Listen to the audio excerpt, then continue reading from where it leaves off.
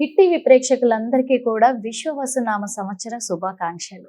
మరి 2025వ సంవత్సరంలో ఉగాది పండుగ రాబోతుంది.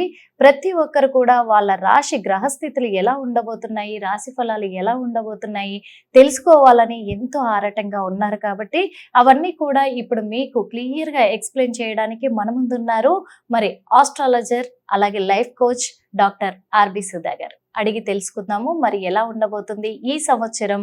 ఉగాది రాశి ఫలాలంటే సంవత్సరం అంతా కూడా 12 నెలలు 12 రాశులు ఉంటాయి కాబట్టి మరి ప్రతి రాశి గ్రహస్థితులు ఎలా ఉండబోతున్నాయి అడిగి తెలుసుకుందాం. నమస్తే మేడం. నమస్కారం అమ్మ. నెక్స్ట్ కన్యా రాశి. ఈ కన్యా రాశి వాళ్ళకి ఎలా ఉంటుందంటారు? తప్పక కన్యా రాశి వాళ్ళు కూడా చాలా బాగుంటుందని చెప్పుకోవాలన్నమాట. ఎందుకంటే 7th house లో అన్ని కూటమి జరుగుతోంది. బట్ లక్ష్మీ యోగాలు కూడా ఉంటాయి వీళ్ళకి. లాంగ్ టర్మ్ ఇన్వెస్ట్మెంట్ చేసిన వాళ్ళు కానీ, లేకపోతే ఇప్పుడు ఇన్వెస్ట్మెంట్ చేద్దాం అనుకునేవాళ్ళు, అంటే ఏంటి, ఖరీదైన వస్తువు కొనుక్కుందాం అనుకున్న వాళ్ళు తప్పక మే తర్వాత కొనుక్కోవచ్చు. 7th లో 10th వస్తాడు. కెరియర్ విస్తరింపు అనేది ఉంటుంది. చాలా మటుకు ఆబ్స్టికల్స్ అంటే అడ్డంగాలు తొలగిపోయే, అంటే ఇప్పుడు ఉద్యోగం లేదు నేను ఇంట్లో కూర్చున్నాను అనుకున్న వాళ్ళందరికీ ఉద్యోగం వచ్చే ఛాన్సెస్ అది తర్వాత, అంటే మే తర్వాత, మే నేను చెప్పేది అంటే మే 14th మనకి జూపిటర్ మూవ్ అవుతున్నారు. సో తప్పక వీళ్ళ లైఫ్ పార్ట్నర్ కి బాగుంటుంది, అలాగే బిజినెస్ పార్ట్నర్ కి బాగుంటుంది. ఇంకా పార్ట్నర్స్ వచ్చే ఛాన్సెస్ కూడా ఎక్కువ కనిపిస్తున్నాయి. ఎందుకంటే వచ్చినప్పటికీ ఏంటంటే బిజినెస్ అనేది విస్తరిస్తుంది వీళ్ళకి.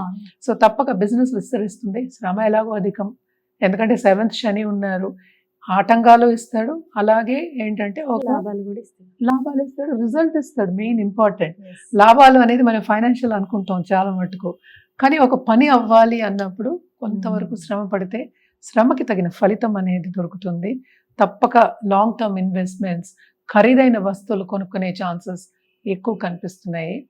అండ్ కేతు మహారాజ్ మూవ్ అయిపోయిన తర్వాత 12th కేతు తప్పక వీళ్ళకి కూడా ఏంటంటే ఫైనాన్షియల్ మార్కెట్లో సడన్ గా డబ్బు వచ్చే ఛాన్సెస్ అనేది మనం చూస్తున్నాం అనమాట. ఎలా వస్తుందో మనం చెప్పలేము. తప్పక అనుగ్రహం, లక్ష్మీ అనుగ్రహం అయితే ఉంటుంది.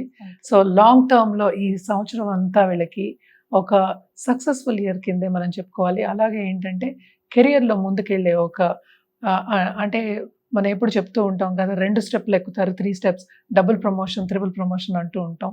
అలా వచ్చే ఛాన్సెస్ ఎక్కువ కనిపిస్తున్నాయి అన్నమాట. స్టాక్ మార్కెట్లో ఉన్న వాళ్ళు, ఫైనాన్షియల్ మార్కెట్లో ఉన్న వాళ్ళకి మాత్రం second half of this year బ్రహ్మాండంగా ఉంటుంది. ఎందుకంటే ఈ రాశికి అధిపతి ప్రస్తుతం నీచపడి ఉన్నారు కనుక, నీచపడి ఉన్నప్పటికీ సెకండ్ లార్డ్ అంటే ఏంటంటే మనకి శుక్రుడు ఎక్సాల్టేషన్ అంటే ఉచ్చంలో ఉన్నారు, కలిసి ఉన్నారు, అంతకన్నా ఏం కావాలి. సో తప్పక వీళ్ళకి ఈ సంవత్సరం అంతా ఎస్పెషలీ మనం మే నుంచి మాట్లాడుకుంటాం, మే తర్వాత వీళ్ళకి బ్రహ్మాండంగా ఉంటుందనే చెప్పాలి. ఖర్చు ఎలాగో ఉంటుంది కానీ శుభ ఖర్చులే ఎక్కువ కనిపిస్తున్నాయి. అలాగే ఈ రాశిలో ఉన్న వాళ్ళకి దాంపత్య జీవితంలో అనుకూల పరిస్థితి ఉంటుంది. పెళ్లి కావాలి అన్న వాళ్ళకి పెళ్లి కూడా అయ్యే ఛాన్సెస్ ఎక్కువ, ఎస్పెషలీ జూన్ తర్వాత, జూలై నుంచి. సో బాగుంటుందనే చెప్పాలన్నమాట. వీళ్ళు కూడా ఎప్పుడో తప్పిపోయారు, నేను ఫ్రెండ్స్తో కలయిక లేదు అనుకున్న వాళ్ళు తప్పక కలుస్తారు, ఎంజాయ్ చేస్తారు. తప్పక ఎంజాయ్మెంట్, అలాగే ఏంటంటే బంధుమిత్రులతో ఆనందంగా గడిపే, హ్యాపీగా గడిపే ఒక సంవత్సరం కింద వీళ్ళకి కన్యా రాశి వాళ్ళకి పరిగణించవచ్చు. అలాగే మనం పరిహారాల విషయానికి వస్తే కనుక శనికి వీళ్ళు తప్పక శనికాళ్ళు పట్టుకోవాల్సిందే. సో శనివారం ప్రదక్షిణ చేయడం మినిమం 11 times చేయండి. అలాగే ఏంటంటే శనికి మనం జపం చేసుకోవడం, కంటిన్యూస్గా చేసుకోవడం చాలా మంచిది.